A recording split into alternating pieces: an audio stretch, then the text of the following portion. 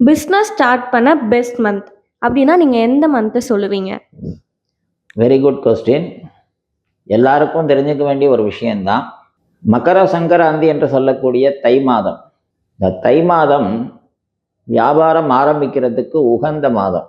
யாராக இருந்தாலும் சரி, ஒரு வியாபாரத்தை ஆரம்பிக்க போகிறோம் அப்படிங்கிற நிலையில் இருக்கிறவங்க மகர மாதம் என்று சொல்லுவோம். அதை தை மாதம் அதில் வியாபாரத்தை ஆரம்பித்தாங்க அப்படின்னா நிச்சயமாக சிறுக சிறுக சிறுக சிறுக அந்த நிலையை பெரிய நிலைக்கு அடைஞ்சிருவாங்க.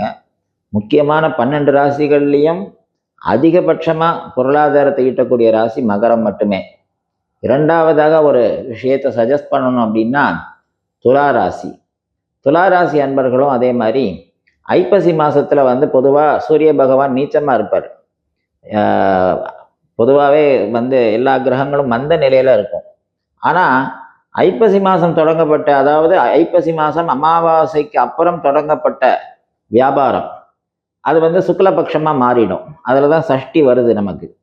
ஸோ அந்த மாதத்தில் ஆரம்பிக்கிற வியாபாரம் மேல்நிலைக்கு தானாகவே விருத்தி ஆயிரும்.